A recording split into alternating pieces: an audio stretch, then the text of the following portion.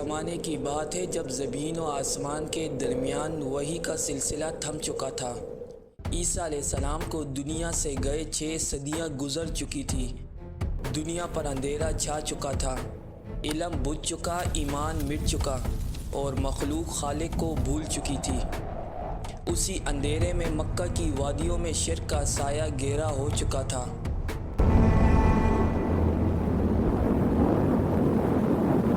خانہ کعبہ جو توحید کی علامت تھا، اب پتھر اور لکڑی کے بتوں سے بھر چکا تھا۔ ہر قبیلہ، ہر خاندان اپنا الگ خدا پوجتا تھا۔ لوگ سمجھتے تھے کہ یہی بت ان کو رزق دیتے ہیں، یہی ان کو اولاد عطا کرتے ہیں۔ دنیا اپنی اصل بھول چکی تھی، اور جب انسان رب کو بھول جائے تو زمین پر ہر چیز رب بننے لگتی ہے۔ ایسے وقت میں اللہ نے مکہ کی اسی سرزمین میں ایک روشنی بھیجی، ایک صدا جو پتھروں سے ٹکرا کر آسمان تک جا پہنچی۔ وہ صدا تھی، قولوا لا الہ الا اللہ تفلحوا، کہو اللہ کے سوا کوئی معبود نہیں، تم کامیاب ہو جاؤ گے۔ حضرت عیسیٰ علیہ السلام کو دنیا سے گئے 600 سال ہو گئے تھے۔ یہ اس وقت کی بات ہے جب پوری دنیا میں اللہ کا کوئی نبی یا رسول نہ تھا۔ مکہ کی فضاؤں میں شرک کا اندھیرا چھایا ہوا تھا۔ اللہ کا گھر خانہ کعبہ، جسے حضرت ابراہیم علیہ السلام نے خود تعمیر کیا اور جو توحید کی علامت تھا، افسوس کا مقام ہے کہ اس کے اندر لوگوں نے بتوں کو رکھا ہوا تھا۔ تم سب لوگ اپنے اپنے بتوں کی عبادت کرتے رہو، یہی ہیں جو ہمیں رزق دیتے ہیں۔ مکہ کے ہر قبیلے کا اپنا الگ خدا تھا، یعنی ہر خاندان کا اپنا الگ بت رکھا ہوا تھا۔ تم سب لوگ اپنے اپنے بتوں کی عبادت کرتے رہو، یہی ہیں جو ہمیں رزق دیتے ہیں، یہی ہیں جو ہمیں بیٹے دیتے ہیں۔ کوئی لکڑی سے بنا ہوا تھا اور کوئی پتھر سے، اور ان بتوں کے بھی الگ خاندان تھے، اور ہر خاندان کی الگ کہانی تھی۔ لوگ اپنا کوئی بھی نقصان ہونے کی وجہ ان بتوں کی ناراضگی سمجھتے تھے۔ میں تو برباد ہو گیا، میرا بیٹا نہیں پیدا ہوا، میری دولت چھن گئی، کچھ بھی نہیں بچا۔ جاؤ، جا کر اپنے بتوں کو راضی کرو، پھر وہی تو ہیں جو سب کچھ دیتے ہیں، انہی سے مانگو۔ پھر مکہ کے اسی ماحول میں اللہ نے اپنا ایک رسول بھیجا، جس نے ان بتوں کو چیلنج کیا، لوگوں کو توحید کی دعوت دی، ایک اللہ کی طرف بلایا، وہ اللہ جو حقیقی رب ہے اور ان سب کا خالق ہے۔ جو تم نے سنا ہے، وہ کہتا ہے کہ یہ بت کچھ نہیں کر سکتے، ان کو پوجنا چھوڑ دو، اللہ کی عبادت کرو۔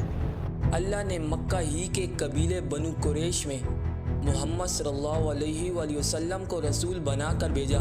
ہم سے محمد کہہ رہا ہے کہ وہ اللہ کا نبی ہے اور ہمارے بت بیکار ہیں۔ جب محمد صلی اللہ علیہ وآلہ وسلم نے ان سب لوگوں کو اللہ کی عبادت کا کہا تو ان لوگوں میں ایک نئی بحث نے تہلکہ مچا دیا۔ اللہ کون ہے؟ اللہ کہاں ہے؟ اللہ نظر کیوں نہیں آتا؟ ہم اس رب کی عبادت کریں جو نظر ہی نہیں آتا۔ پھر یہ کیسے ہو سکتا ہے جس کا کوئی خاندان نہیں، جسے کسی نے نہیں بنایا؟ ایسا خدا کیسے ہو سکتا ہے؟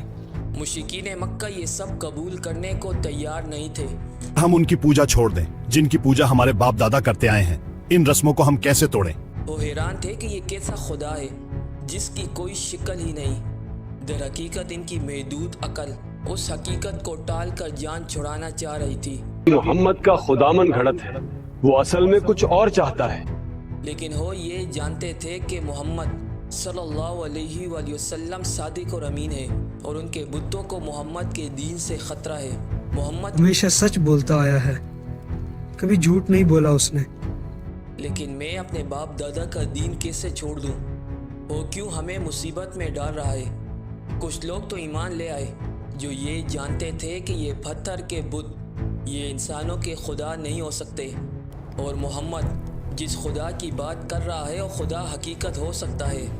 لیکن مشرکین نے رسول اللہ صلی اللہ علیہ وآلہ وسلم کو ہر طرح سے روکنے کی کوشش شروع کر دی۔ انہوں نے رسول اللہ صلی اللہ علیہ وآلہ وسلم کو لالچ دیا۔ محمد تمہیں جتنا مال چاہیے ہم سے لے لو، لیکن ہمارے بتوں کے خلاف مت بولو۔ آپ صلی اللہ علیہ وآلہ وسلم کو دھمکانا بھی شروع کر دیا گیا۔ محمد، اگر تم اس دعوت کو چھوڑ کر ناباز آئے تو ہم تمہارے ساتھ کسی طرح بہتر نہیں کریں گے۔ لیکن جب رسول اللہ صلی اللہ علیہ وآلہ وسلم نے کہا کہ اگر تم میرے ایک ہاتھ پر سورج رکھ دو اور دوسرے ہاتھ پر چاند رکھ دو تو میں پھر بھی نہیں رکوں گا، تو ان لوگوں نے رسول اللہ صلی اللہ علیہ وآلہ وسلم کا مذاق بنانے اور آپ کی دعوت کو روکنے کا ایک نیا منصوبہ بنایا۔ آج ہم اس سے وہ سوال پوچھیں گے جس کا جواب اس کے پاس نہیں ہو سکتا۔ مکہ کے بڑے سردار جن میں امیہ بن خلف اور ولید بن مغیرہ جیسے لوگ بھی شامل تھے، وہ ایک دن اکٹھے ہو کر رسول اللہ صلی اللہ علیہ وآلہ وسلم کی طرف آئے۔ آج سب لوگ دیکھ لیں گے کہ ہم کیسے اسے لاجواب کرتے ہیں اور کیسے اس کا مذاق اڑاتے ہیں۔ وہ اپنے سوال لیے تنزیہ انداز میں رسول اللہ صلی اللہ علیہ وآلہ وسلم کی طرف گئے، اور ان کا خیال تھا کہ ان کا جواب کوئی بھی انسان نہیں دے سکتا، لیکن یہ ان کی خام خیالی تھی۔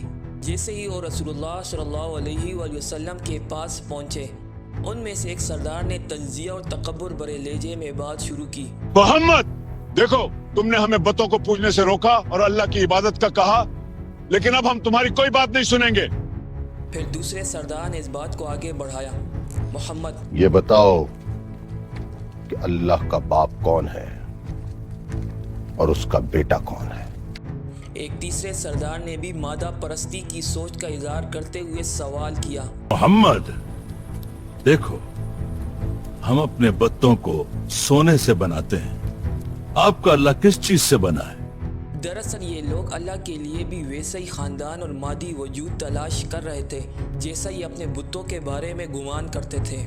یہ سوال صرف معلومات کے لیے نہیں تھے، یہ ہماری جانوں سے عزیز رسول اللہ صلی اللہ علیہ وآلہ وسلم کا مذاق بنانے کے لیے تھے۔ محمد، تم پھنس چکے ہو، تم سوالوں کے جواب نہیں دے پا رہے، سب نے دیکھ لیا کون سچا ہے۔ رسول اللہ صلی اللہ علیہ وآلہ وسلم ان کے سوال سن کر خود جواب نہیں دیے، آپ نے بس اللہ کی طرف سے وحی کا انتظار کیا۔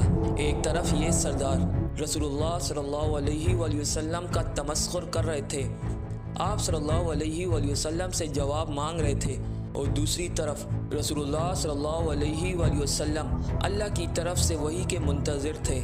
صحابہ کرام بھی حیران تھے کہ اللہ ذوالجلال کی طرف سے کیا جواب آئے گا۔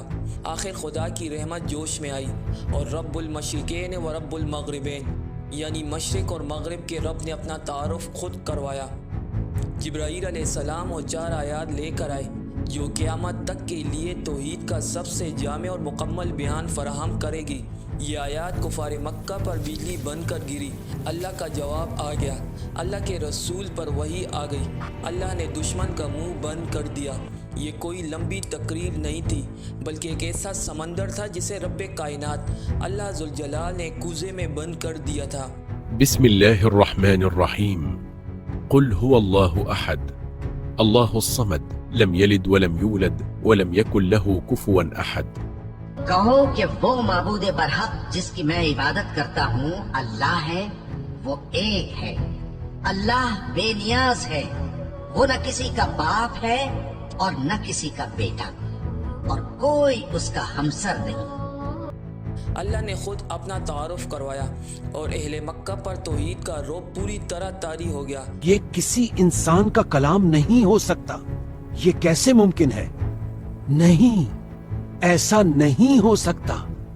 وہ لوگ جو ایک مادی خدا کا تقاضا کر رہے تھے، انہوں نے ایک ایسی حقیقت دیکھی جس کا تصور ان کی عقل کبھی بھی نہیں کر سکتی تھی۔